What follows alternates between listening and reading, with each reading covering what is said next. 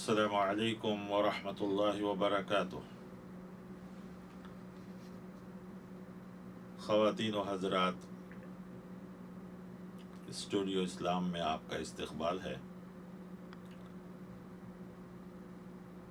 ریاض الصالحین کا سلسلہ آپ سب کی خدمت میں پیش کیا جا رہا ہے۔ آج جو باب ہے، جو ٹاپک ہے، وہ ہے باب فضل الزہد فی الدنیا والحث علی التقلل منہا، یعنی زہد کی فضیلت، دنیا کم حاصل کرنے کی ترغیب اور فقر غریبی کی فضیلت۔ امام نووی رحمۃ اللہ علیہ اس باب میں بہت زیادہ حدیثوں کو لائے ہیں اور بہت زیادہ قرآن کی آیتوں کو بھی لائے ہیں۔ قرآن کی جتنی آیتیں آئی ہیں ان میں دنیا کی مثال دی گئی ہے، اور مثال دیتے وقت اللہ تعالی نے دنیا کو پانی سے مشابہت قرار دیا، مثال دیا ہے کہ دنیا پانی کے جیسے ہے۔ جیسے پہلی آیت دیکھیے، اس کے اندر کہا گیا انما مثل الحیات الدنیا کماء انزلناہ من السماء، دنیا کی مثال ایسے ہے جیسے آسمان سے پانی نازل کیا گیا، یعنی بارش۔ دوسری آیت میں بھی وہی ہے، وَاضْرِبْ لَهُمْ مَثَلَ الْحَيَاةِ الدُّنْيَا كَمَاءٍ أَنزَلْنَاهُ مِنَ السَّمَاءِ۔ تیسری آیت میں بھی انہوں نے یہی نقل کیا ہے کہ یہ دنیا کھیل کود ہے، لہو و لعب اور تکافر و تکاثر، تفاخر، فخر، غرور، یہ سب۔ تو گویا اکثر اس میں پانی کو اور دنیا کو ایک جیسی تشبیہ دی گئی ہے۔ آخر کیا وجہ ہے کہ دنیا کو پانی سے تشبیہ دیا گیا ہے؟ اب سمجھنے والے اس کو ذرا غور سے سنیں گے تو دیکھیے، پانی کے بغیر انسان نہیں رہ سکتا، دنیا بھی انسان کے رہنے کی جگہ ہے، لہذا پانی جتنا ضروری ہے آخرت کی تیاری کے لیے دنیا بھی اتنی ضروری ہے۔ دنیا کے بغیر ہم آخرت کی تیاری نہیں کر سکتے، پانی کے بغیر بھی ہم جی نہیں سکتے۔ پانی جتنی مقدار ہم کو ضرورت ہے اتنا ہمارے لیے فائدہ مند ہے۔ اگر پانی زیادہ ہو گیا تو ہمارے لیے نقصان دہ ہے۔ اسی طرح مال ہمارے لیے ضروری ہے اگر وہ ضرورت کے مطابق ہے، اگر زیادہ ہے تو وہ فتنہ اور آزمائش بن جاتا ہے۔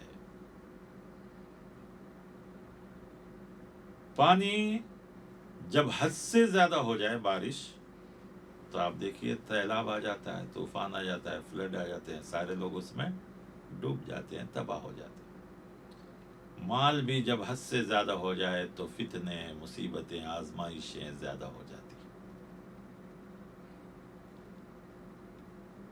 پانی ہمیشہ ایک جگہ نہیں رہتا ہے،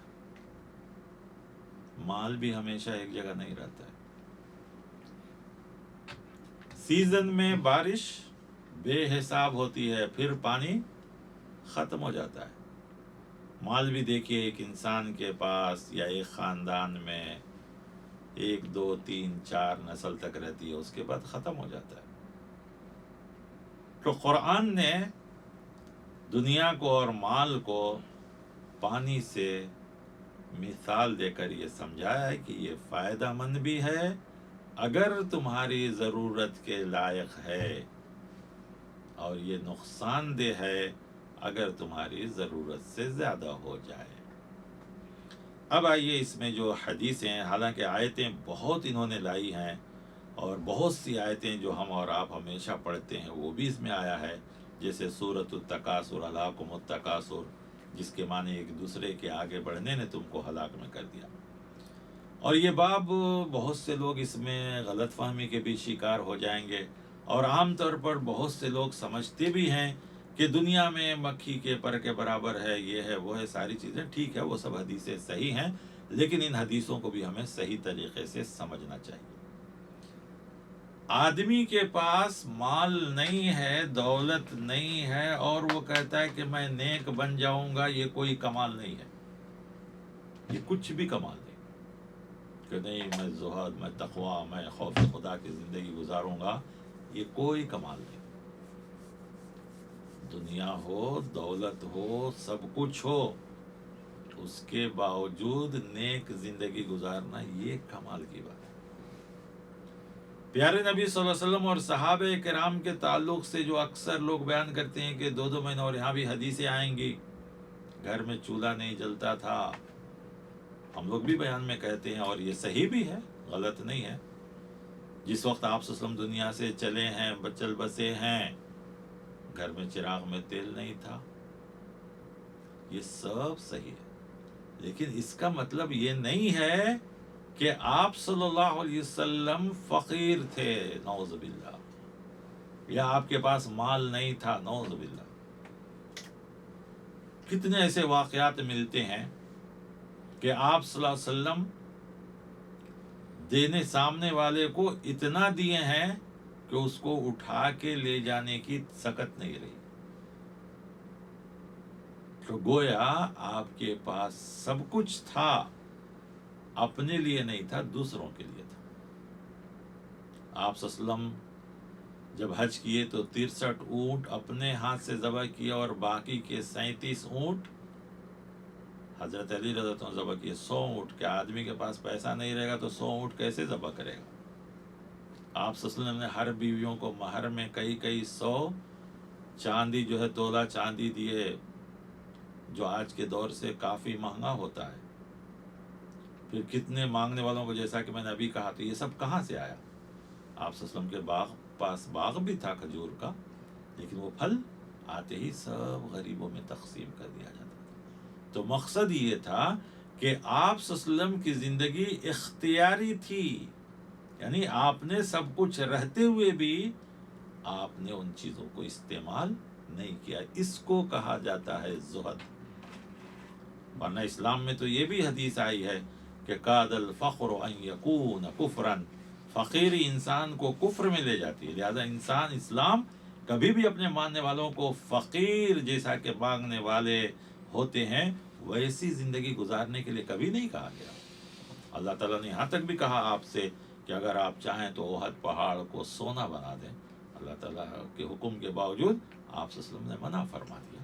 اللہ تعالیٰ نے آپ کو اختیار دیا کہ آپ دنیا کی زندگی پسند کریں گے یا آخرت کی، تو آپ نے کہا میں رب کی ملاقات چاہتا ہوں۔ تو معلوم یہ ہوا کہ آپ صلی اللہ علیہ وسلم کی جو زندگی تھی وہ اختیاری تھی، آپ خود اپنے لیے پسند کر لیے تھے کہ میں سیدھا سادہ سادی زندگی گزاروں گا۔ آپ خود بھوکے رہ کے دوسروں کو کھلائے ہیں، آپ کے جسم پر کپڑا رہتا تھا، چادر رہتی، کسی نے پوچھا اٹھا کے دے دیے آپ، حالانکہ بعض لوگ آپ کو بڑے پسند سے لا کے دیتے تھے، لیکن کسی نے مانگا تو فوراً آپ نے اٹھا کے دے دیا۔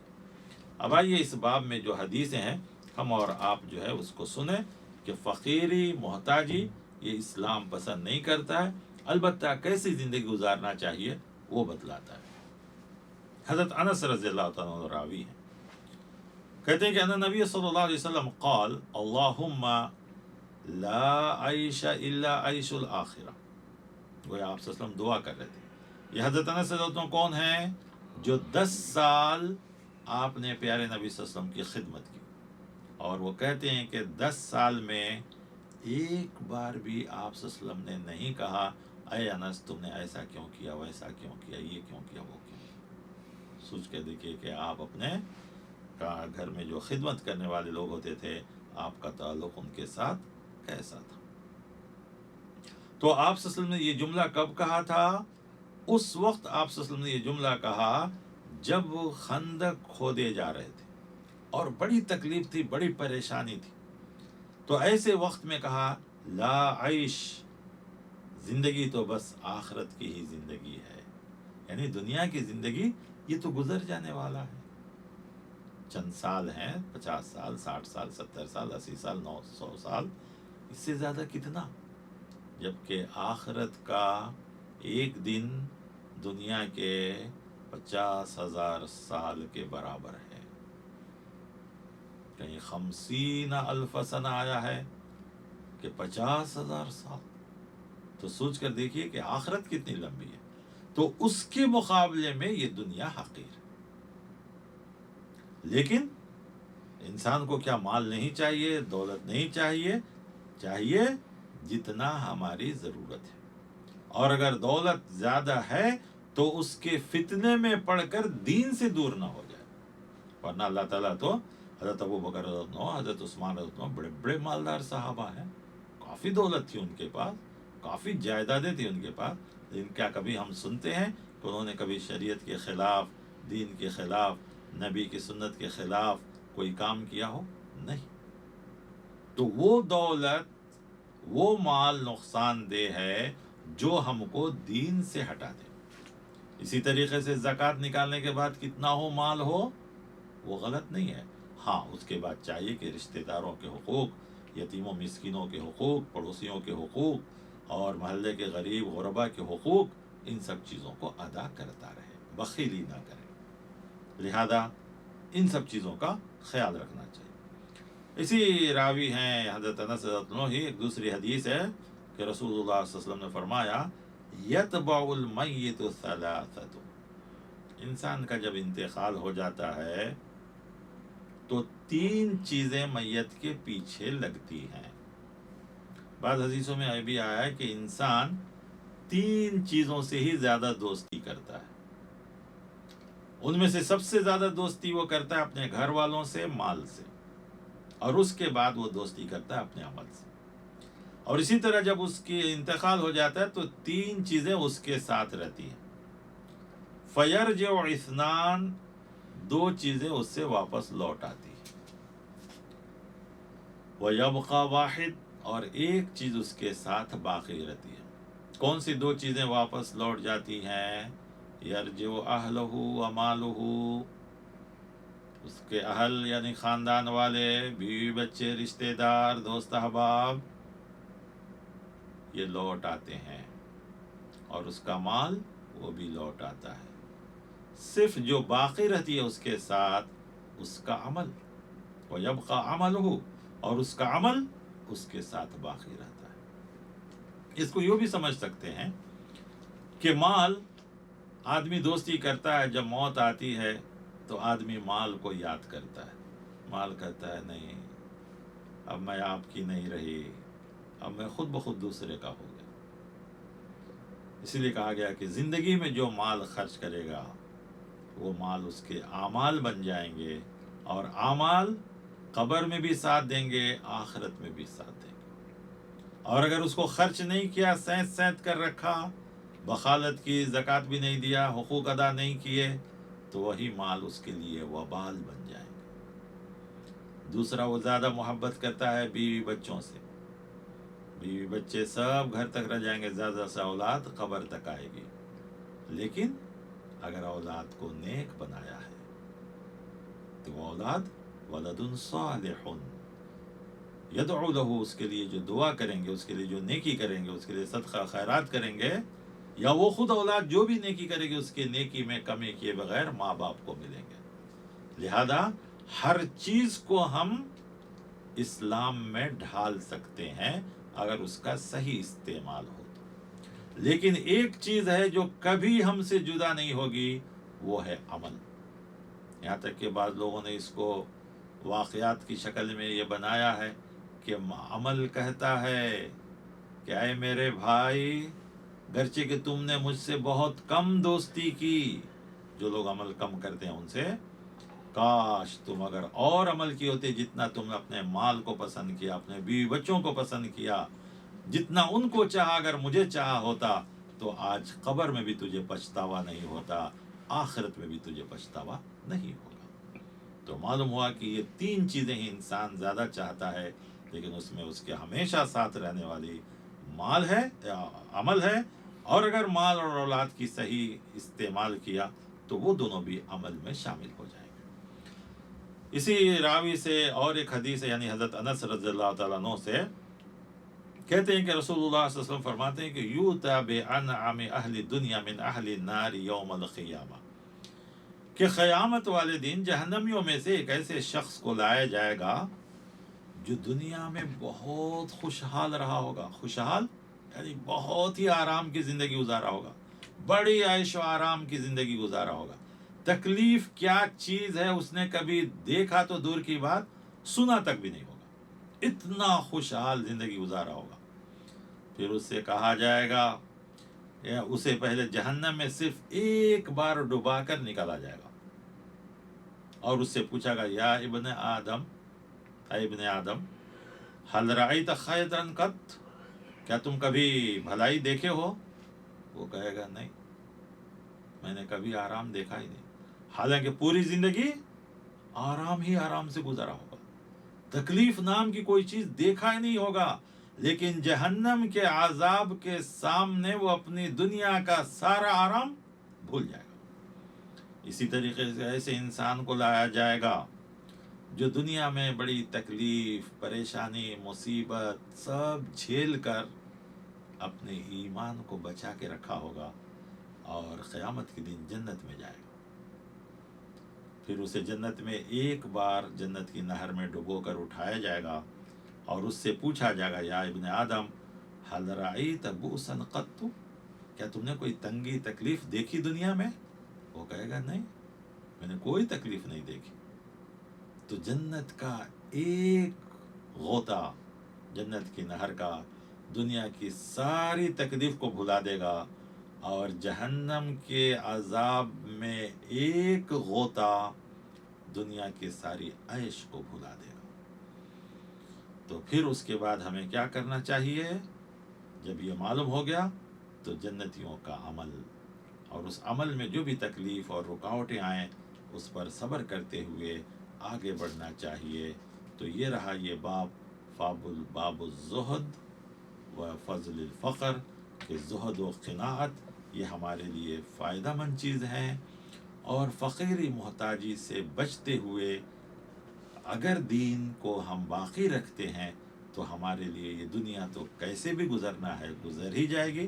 لیکن اس کا کوئی مطلب یہ نہ نکال لے کہ دنیا میں مال برا ہے، مال خراب ہے، بلکہ مال وہ برا ہے جو شریعت کے خلاف حاصل کیا جائے، شریعت کے خلاف راستے میں خرچ کیا جائے. وہی مال برا ہے. جو شریعت کے مطابق ہے وہ مال برا بھی نہیں ہے، زہد کے خلاف بھی نہیں ہے. گویا مال ہاتھ میں رہے، جیب میں رہے، لیکن اس کی محبت دل میں آ کر اللہ رسول سے، اللہ اس کے طریقے سے دور نہ ہو جائے، فتنے میں مبتلا نہ ہو جائے، ورنہ وہ مال نقصان دہ ہوگا. اللہ تعالیٰ کہنے والے سننے والے سب کو بھی ان باتوں پر عمل کرنے کی توفیق عطا فرمائے. السلام علیکم ورحمۃ اللہ وبرکاتہ.